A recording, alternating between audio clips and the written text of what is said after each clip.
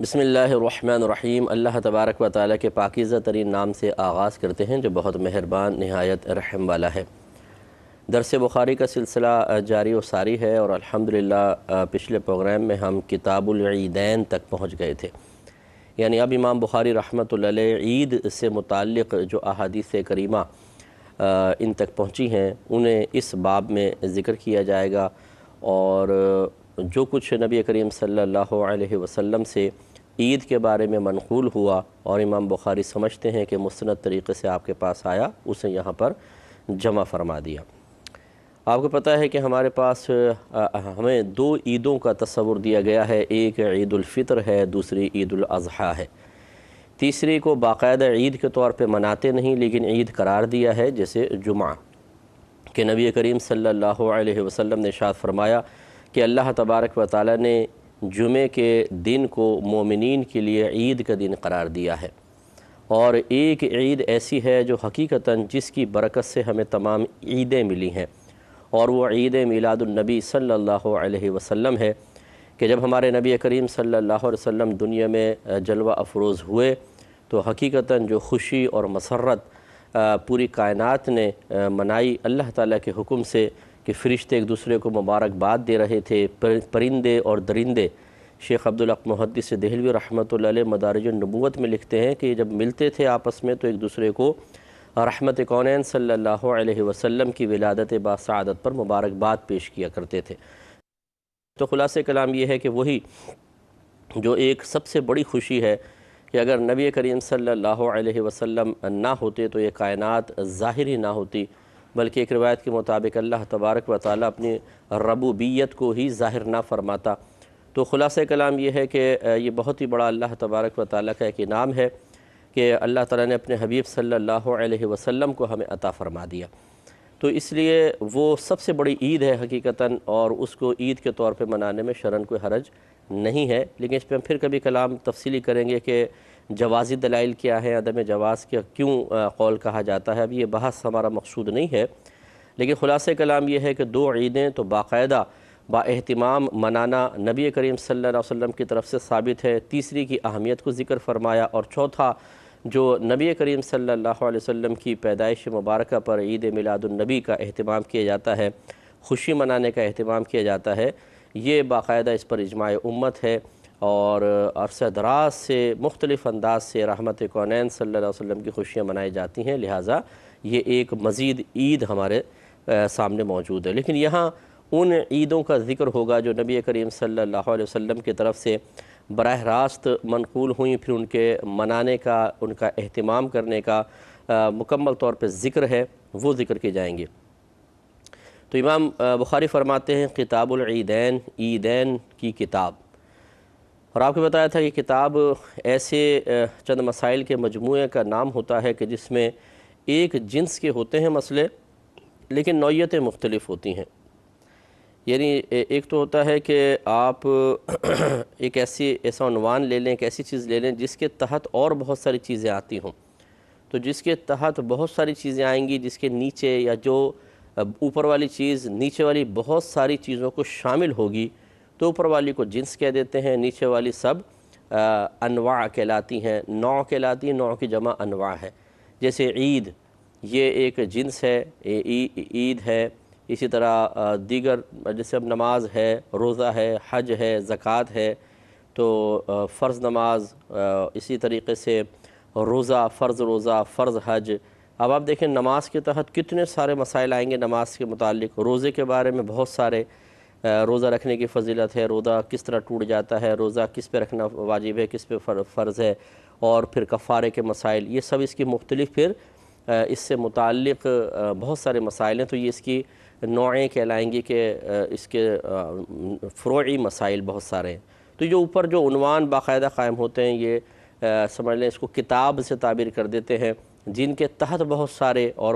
اس موضوع سے متعلق لیکن مختلف نوعیت رکھنے والے مسائل آنے والے ہوتے ہیں۔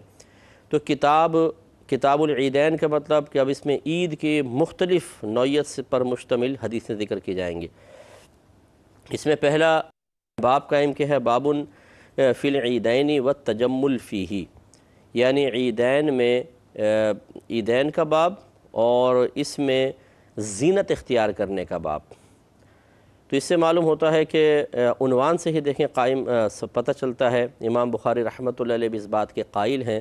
کہ عید ایک خوشی کا موقع ہے، کیونکہ زینت خوشی کے موقع پر، فرحت کے موقع پر اختیار کی جاتی ہے، نہ کہ غم کے موقع پر۔ غم کے موقع پر ترک زینت کا حکم ہے، جیسے نبی کریم صلی اللہ علیہ وسلم نے ارشاد فرمایا کہ کسی بھی عورت کے لیے حلال نہیں کہ کسی کی موت پر 3 دن سے زیادہ سوگ منائے، سوائے شوہر کے، کہ اس پر 4 ماہ 10 دن تک سوگ منائے گی۔ اور سوگ کا مطلب ہی ہوتا ہے اظہار غم، ایسی چیزیں اختیار کرنا جس سے غم ظاہر ہو۔ تو جب غم ہوتا ہے، پریشانی ہوتی ہے، تو عام میت پر 3 دن تک، اور اگر بیوی ہے تو وہ شوہر کی میت پر 4 ماہ 10 دن تک سوگ منائے گی۔ تو سوگ کے وقت تو ترک زینت مطلوب ہوتی ہے، اور خوشی کے موقع پر زینت مطلوب ہے۔ اب کوئی اس کو اگر الٹا کر دے کہ سوگ کے وقت خوشیاں منائے، اور جب خوشی کا موقع ہو تو اس میں مطلب پزمردہ ہو جائے اور اس طرح اظہار غم کرے کہ دوسرے اس کو دیکھ کر عجیبی تاثر لیں، تو یہ قطعاً غیر مناسب ہوگا، اور اس کو بدعت کہنا بالکل غلط نہیں ہوگا۔ تو لہٰذا ایک ہوتا ہے کہ خوشی کے موقع پر کوئی کسی لحاظ سے غم محسوس کر رہا ہو، جیسے عمر فاروق رضی اللہ تعالیٰ عنہ کے بارے میں منقول ہے کہ کچھ لوگ آپ سے عید کے دن ملنے کے لیے آئے تو حجرے سے رونے کی آواز آئی، لوگ اجازت لے کر اندر داخل ہوئے تو پوچھا کہ آپ کیوں رو رہے ہیں؟ تو آپ نے فرمایا کہ یہ عید تو ان لوگوں کے لیے عید ہے کہ جن کے اعمال اللہ تبارک و تعالیٰ کی بارگاہ میں مقبول ہو گئے، اور مجھے نہیں پتہ کہ رمضان میں جو کچھ میں نے عبادات کی ہیں وہ اللہ تعالیٰ کی بارگاہ میں مقبول ہوئیں یا نہیں ہوئیں، اس وجہ سے میں رو رہا ہوں۔ تو یہ ان کا اپنا ایک ذاتی معاملہ تھا، نہ کہ انہوں نے سرعام مسجد میں آ کر بیٹھ کر سب کو رلانا شروع کر دیا ہو ایک اجتماعی طور پر، یا ترغیب دی ہو کہ عید کے دن رو اپنے اعمال کو یاد کر کے، ایسا نہیں ہوا، بلکہ لوگوں کو خوشی کے لیے چھوڑ دیا، اور خود ٹھیک ہے ایک غم کی کیفیت ہے اور اس پر انسان کو قدرت و اختیار بعض اوقات حاصل نہیں ہوتا ہے، تو آپ نے اپنے آپ کو اسی لیے مقید کر لیا۔ اور لوگوں کا آ کر کویسچن کرنا کہ آپ کیوں رو رہے ہیں، یہ بھی ظاہر کرتا ہے کہ وہاں کوئی ایسا ماحول نہیں تھا کہ خوشی کے موقع پر اظہار غم کیا جائے، بلکہ خوشی کے موقع پر خوشی ہی مطلوب ہوتی تھی اور اسی کا اظہار ہوتا تھا۔ اسی لیے لوگوں نے تعجب سے پوچھا کہ یہ عید کے دن آپ کیوں رو رہے ہیں؟ تو اکثر لوگ جب اس طرح کسی سے تعجباً کچھ بات پوچھتے ہیں تو لازم بات ہے کچھ روٹین سے ہٹ کر ہوتا ہے تبھی پوچھ رہے ہیں، تو وہ ان کا اپنا ایک ذاتی فعل تھا، اسی لیے آپ نے سامنے ظاہر ہو کر اس چیز کا اختیار نہیں کیا، بلکہ باطنی طور پر یعنی پوشیدہ طور پر آپ حجرے میں موجود تھے اور یہ کیفیت طاری ہوئی تو آپ رو رہے تھے۔ تو آج بھی اگر کوئی ایسا ہو کہ عید کے دن غم پیدا ہو جائے، مثال کے طور پر یہی جیسے عمر فاروق رضی اللہ تعالیٰ عنہ کی سنت کے مطابق اگر کوئی واقعی ایسا ہو، واقعی نہ یہ کہ خود دل میں خواہش ہو کہ میں اس طرح اندر بیٹھ کے روں اور لوگ آ کر پوچھیں کہ کیوں رو رہے ہو اور پھر میں بتاؤں اور پھر میری واہ واہ ہو جائے پورے علاقے کے اندر کہ بے بڑا خوف خدا رکھنے والا ہے، اس طرح خواہشیں اگر دبی دبی قلب میں ہیں تو پھر ایسے رونے سے بہتر ہے کہ آپ باہر جا کے ہنسیں۔ اس طرح کا رونا ریاکارانہ طور پر آپ کو شاید لوگوں میں تھوڑی سی شہرت، سستی اور بالکل تھرڈ کلاس قسم کی شہرت تو دلوا دے گا، لیکن اللہ تعالیٰ کی بارگاہ میں آپ کا مقام بلند ہونے کے بجائے اور زیادہ پستی میں چلا جائے گا۔ تو اس لیے یہ ہو سکتا ہے کہ کسی کو غم محسوس ہو، اسی طریقے سے کسی کا رشتہ دار کا عنقریب انتقال ہوا ہے، جیسے عید سے 2-3 مہینے پہلے یا 6 مہینے پہلے بھی مثال کے طور پر والد صاحب فوت ہو گئے، بیٹا فوت ہو گیا اور ان کے بعد یہ پہلی عید ہے، تو اکثر ایسے ہم نے دیکھا ہے کہ لوگ غم محسوس کرنے لگ جاتے ہیں کیونکہ پچھلی عیدوں میں وہ پیارا ہمارے ساتھ ہوتا ہے اور اس عید میں نہیں ہے، تو غیر اختیاری طور پر یعنی وہ غم محسوس ہوتا ہے تو آنسو بھی نکل آتے ہیں، کچھ لوگ رونے بھی لگ جاتے ہیں اور کچھ آ کے بعض اوقات تو اظہار مطلب تشفی بھی کرتے ہیں، کچھ تسلی کے جملے بھی کہہ دیا کرتے ہیں، تو یہ غم کا محسوس ہونا اس میں حرج نہیں ہے، لیکن اس میں بھی اظہار غم منع ہوگا، یاد رکھیں، کیونکہ میں نے حدیث آپ کو سنا دی کہ 3 دن سے زیادہ کسی کی موت پر سوگ منانا جائز نہیں۔ تو اگر کوئی یوں کرے کہ عید آئی اور مثلاً 2 مہینے پہلے والد صاحب کا یا بیٹے کا انتقال ہوا اور گھر والے کہتے ہیں اس عید پہ ہم نئے کپڑے نہیں بنائیں گے، اس عید پر ہم کو خوشی کا اظہار نہیں کریں گے، بلکہ رو رہے ہیں اور لوگ آ کر ان سے تعزیت کر رہے ہیں، تو یاد رکھیں یہ بالکل ناجائز، سخت ناجائز ہے اور بدعت میں اس کو کہوں گا، یہ بدعت ہے۔ وجہ یہ کہ 3 دن سے زیادہ تعزیت کا حکم نہیں ہے،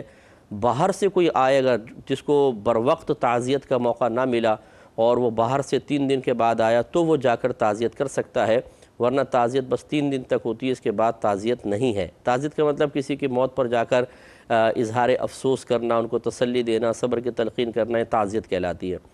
تو اگر کہیں یہ اہتمام ہے کہ عید کے دن جن کے ہاں موت میت ہوئی ہے اور پہلی عید اس کے بعد آئی ہے اور لوگ ان کے پاس اس لیے جا رہے ہیں تاکہ ہم ان سے اظہار افسوس کریں، یاد رکھیں یہ غلط ہے، بالکل ایسا نہیں ہونا چاہیے، اور نہ کسی کے انتقال پر زینت کا ترک کا حکم ہے۔ ہاں ایک ہے کہ بھئی میرا دل نہیں چاہ رہا کرنے کا، وہ ایک الگ بات ہے کہ بھئی میرا دل نہیں چاہ رہا۔ ایک ہے کہ اجتماعی طور پہ یہ اہتمام خبردار کرنا نہیں، لوگ کیا کہیں گے کہ ابھی 2 مہینے پہلے ابا جان مرے، عید کے اوپر تم لوگوں نے نئے کپڑے پہنے ہوئے ہیں۔ یہ ہے لوگوں کو راضی کرنے کے لیے، ان کی تنقید سے بچنے کے لیے، ان کے طنزوں سے بچنے کے لیے ایک اظہار غم اختیار کرنا، اور یہ شرعاً بالکل جائز نہیں ہے۔ تو یوں ہو سکتا ہے کہ کوئی پرسنلی طور پر غم محسوس کر رہا ہو اپنے اعمال کی وجہ سے یا کسی رشتہ دار کے جانے کی وجہ سے، یہ ہو سکتا ہے، لیکن اسے اپنی ذات کے ساتھ محدود رکھے، اسے اپنے گھر کے اندر بند کر کے رکھے، یہ نہیں کہ جا کے وہ وہ سر عام ہر ایک کو کرے، یا جیسے اگر کوئی بالفرض کوئی اللہ تبارک و تعالیٰ نے کسی کو مقام عزت عطا فرمایا، مسجد کے امام صاحب ہیں، وہ مسجد میں لوگوں کو لے کے بیٹھ گئے اور رونا دھونا شروع کر دیا کسی بھی چیز کو یاد دلا کر، یہ بالکل عید کے ماحول کے مقتضی حال کے منافی چیزیں ہیں، خلاف ہیں، اور ہمارے نبی کریم صلی اللہ علیہ وسلم کا یہ طریقہ کار نہیں رہا ہے۔ حالانکہ صحیح روایت میں موجود ہے، سرکار صلی اللہ علیہ وسلم نے فرمایا، اور یہ روایت گزر چکی ہیں، جس کے الفاظ یہ تھے کہ میں تم میں سب سے زیادہ اللہ سے ڈرنے والا ہوں اور تم میں سب سے زیادہ پرہیزگار ہوں۔ میرے آقا سب سے زیادہ خوفزدہ رہنے والے ہیں، اللہ سے ڈرنے والے ہیں، اس کے باوجود رحمت کونین صلی اللہ علیہ وسلم عید کے موقع پر اظہار خوشی کو ہی پسند فرماتے تھے، جیسے کہ آگے روایات آپ کو مزید ظاہر کر دیں گی۔ اس لیے جب عید آئے تو اس پر اظہار زینت یہ مطلوب ہے، اچھا ہے کہ اس کو اختیار کیا جائے۔ تو یعنی عید کے اوپر ہمیں خاص طور پر تھوڑا سا اہتمام کرنا چاہیے، ہمارے اکابرین کا یہی طریقہ ہے۔ خصوصاً مطلب اگر ہم احیاء سنت چاہتے ہیں تو احیاء سنت یہی ہے کہ انسان عید کے اوپر اظہار خوشی کرے اور مختلف طریقے سے زینت اختیار کرے۔ اچھے کپڑے بھی اس میں آ جاتے ہیں، بشرطے کہ ان میں اسراف نہ ہو، اور بہت ہی مطلب مردوں کے اعتبار سے اس میں کوئی ایسا ناجائز زینت کا عنصر نہ ہو جس کو شریعت نے منع کیا، مثلا ریشم کے کپڑے پہن لینا، بہت ہی زیادہ ایسے کپڑے کڑھے ہوئے پہننا جو عورتوں کے ساتھ مشابہت ہو جائے، یہ مناسب نہیں ہوگا۔ باقی عید کے دن جسم کی صفائی کرنا، اپنے بال وغیرہ بنوانا، حجامت کروانا، اس کے علاوہ پھر نہانا دھونا، صاف ستھرے اچھے کپڑے پہننا، نئے ہوں تو بہت اچھی بات ہے، اگر نئے نہیں ہیں تو کوئی بات نہیں، پرانی دھو کر پہن لینا، خوشبو وغیرہ لگانا، سرما لگانا، یہ سنتیں ہیں۔ اور لباس کے اندر پھر کوئی اگر ڈیزائن والا لباس پہنتا ہے، کلرفل لباس پہنتا ہے، اس میں شرعاً کوئی حرج نہیں ہے، بلکہ شریعت کو یہ مطلوب اور محبوب ہے، کیونکہ اللہ جمیل یحب الجمال، نبی کریم صلی اللہ علیہ وسلم فرماتے ہیں کہ اللہ تبارک و تعالی جمیل ہے، خوبصورتی کو پسند فرماتا ہے، اور خوبصورتی یاد رکھیں کہ مختلف چیزوں کو اختیار کرنے سے ہی حاصل ہو سکتی ہے۔ اگر آپ مطلب مختلف ڈیزائن کے لباس نہیں پہنتے، کوئی کلرفل چیز نہیں پہنتے، کوئی آپ اور اس طرح زیب و زینت کی چیز جس کی شریعت اجازت دیتی ہے اس کو اختیار نہیں کرتے ہیں، تو پھر وہ جمال کہاں سے نظر آئے گا؟ جمال تو ہے ہی انہی چیزوں کے اندر کہ مختلف قسم کے انسان رنگ پہنتا ہے، مختلف کلر کی چیزیں یوز کرتا ہے، تو پھر اس میں ایک جمال کا رنگ نظر آتا ہے، اور عید پر خاص طور پر یہ مطلوب اور محبوب ہے۔ اور یہ میری اپنی سوچ نہیں ہے، دیکھیں حدیث کیا کہہ رہی ہے، ابھی حدیث دیکھ لیتے ہیں۔ پہلے تو باب پہ ہم نے کلام کر لیا، اب حدیث دیکھیے، یہ پہلے بھی گزر چکی ہے لیکن یہ عید کے مناسبت سے چونکہ تھی تو امام بخاری رحمۃ اللہ علیہ دوبارہ اس کو لے کر آئے۔ حدیث نمبر ہے 948۔ حضرت سالم بن عبداللہ رضی اللہ تعالی عنہ کہتے ہیں کہ حضرت عبداللہ بن عمر رضی اللہ تعالی عنہما نے فرمایا کہ حضرت عمر نے ایک موٹا ریشمی جبہ لیا، یعنی یہ حضرت سالم جو ہے یہ حضرت عبداللہ بن عمر کے صاحبزادے ہیں۔ حضرت عبداللہ بن عمر حضرت عمر فاروق رضی اللہ تعالی عنہ کے صاحبزادے ہیں، تو یہ گویا کہ دادا، پھر ان کے بیٹے، پھر یہ پوتے۔ تو حضرت سالم بن عبداللہ نے خبر دی کہ حضرت عبداللہ بن عمر رضی اللہ تعالی عنہ نے ارشاد فرمایا، گویا کہ ایک واقعہ ذکر کر رہے ہیں جو سرکار کے زمانے کا ہے، کہ حضرت عمر فاروق رضی اللہ تعالی عنہ نے ایک موٹا ریشمی جبہ لیا جو بازار میں بک رہا تھا۔ وہ اس کو لے کر نبی کریم صلی اللہ علیہ وسلم کی خدمت میں حاضر ہوئے اور عرض کی، یا رسول اللہ صلی اللہ علیہ وسلم، آپ اس کو خرید لیجئے اور عید کے دن اور جب کوئی وفود وغیرہ آپ سے ملنے کے لیے آئیں تو اس کو زینت کے لیے پہن لیجئے۔ الفاظ یہ ہے کہ ابتع ھذہ، آپ اسے خرید لیجئے، تجمل بہا، تاکہ آپ اس کے ذریعے زینت اختیار کریں، للعید والوفود، عید کے لیے اور وفود کے لیے۔ یہ الفاظ ہیں، اب آپ غور کیجئے کہ حضرت عمر فاروق یہ کہہ رہے ہیں کہ یا رسول اللہ میری خواہش یہ ہے کہ آپ اسے خرید کر اس کے ذریعے زینت اختیار کریں۔ حالانکہ میرے آقا صلی اللہ علیہ وسلم کسی زینت کے، ظاہری زینت کے اختیار کرنے کے محتاج نہیں تھے، کیونکہ اللہ تبارک و تعالیٰ نے آپ کو ہر طرح کی زینت سے نوازا تھا۔ خوبصورتی تھی، مردانہ وجاہت تھی، جسم متناسب تھا، شکل صورت انتہائی پیاری، رنگت انتہائی خوبصورت، جسم سے پسینہ نکلتا تھا تو اس میں اسمیل نہیں تھی بلکہ گلاب سے زیادہ خوشبودار پسینہ تھا کہ جس گلی سے نبی کریم صلی اللہ علیہ وسلم گزر جاتے، صحابہ کرام کہتے ہم معلوم کر لیا کرتے تھے کہ ابھی یہاں سے نبی کریم صلی اللہ علیہ وسلم گزرے ہیں۔ ان رستے مہک جاتے تھے اور کوئی آپ کے جسم پر کبھی مکھی نہیں بیٹھی، کبھی آپ کے جسم سے کوئی گندگی خارج ہوتے ہوئے کسی نے نہیں دیکھی ہے، یعنی کہ جیسے پسینہ آتا ہے یا میل وغیرہ نکلتا ہے، ایسا کچھ بھی نہیں۔ اتنا اللہ تعالیٰ نے آپ کو حسن و جمال سے اور ظاہری زینتوں سے نوازا تھا، تو آپ اگر کوئی سادہ سا لباس پہنتے اس کے باوجود آپ مطلب خوبصورت نظر آتے، کہ جن کو اللہ تعالیٰ نے ظاہری خوبصورتی سے نوازا ہو، جیسے بعض بہنیں ہوتی ہیں رنگ گورا ہے، شکل اچھی ہے، بہت خوبصورت قسم کی ہیں، تو وہ کیسا بھی لباس پہن لیں، کالا پیلا، بہت زیادہ بھڑکیلا یا بالکل سادہ قسم کا، تو دیکھنے والی خواتین بھی کہتی ہیں بھئی یہ تو جو لباس پہنتی ہے نا اس کے اوپر جچتا ہے، ہر طرح کا پرنٹ، ہر طرح کا رنگ اس پہ اچھا لگتا ہے۔ وجہ یہ ہے کہ اللہ نے ان کو ایسی خوبصورتی سے نوازا ہے کہ پھر باقی چیزوں سے زینت ثانوی چیز حیثیت اختیار کر جاتی ہیں، حقیقی اللہ تعالیٰ نے ان کو زینت سے نواز دیا ہے۔ تو ہمارے آقا صلی اللہ علیہ وسلم ہر طرح کے جتنے بھی آپ خوبصورت دنیا بھر کے لے آئیں، ان سب سے زیادہ خوبصورت ہمارے آقا صلی اللہ علیہ وسلم ہے۔ اس کے باوجود ایک صحابی یہ کہتے ہیں یا رسول اللہ میری خواہش گویا کہ ان کی یہ ہے کہ آپ اس کو خریدیں اور اس کے ذریعے زینت اختیار کریں، کیونکہ نور علی نور ہو جائے گا کہ پہلے اللہ نے آپ کو زینت سے نوازا، اور پھر اگر کوئی واقعی خوش شکل ہو اور اس کا مرد کا جسم بھی بہت اچھا ہو، مطلب متناسب اس کا بدن ہو، اور پھر وہ بالکل فٹنگ والے بعض اوقات لباس پہنتا ہے، نبی کریم صلی اللہ علیہ وسلم سے قطع نظر میں بات کر رہا ہوں، تو وہ بڑا ہی مطلب اس پہ لباس جچتا ہے اور خوبصورت نظر آتا ہے۔ اور ایسے لوگ اگر شادی بیاہ میں کسی تقریب میں آتے ہیں تو مرکز نگاہ بن جاتے ہیں کہ پہلے اللہ نے خوبصورتی سے نوازا، پھر لباس کی خوبصورتی، تو اور زیادہ اٹریکشن پیدا ہو جاتی ہے۔ تو یہی چاہ رہے تھے حضرت عمر فاروق کے ظاہری طور پہ بھی ایسی خوبصورتی مزید اختیار کر لی جائے کہ جو وفود آئیں وہ بہت زیادہ متاثر ہوں، خوش ہوں، اور اسی طرح عید پر اظہار خوشی کا اہتمام ہو۔ اس پر انشاءاللہ کلام کریں گے مزید پروگرام میں۔ وآخر دعوانا ان الحمدللہ رب العالمین۔ اللہم صلی علی محمد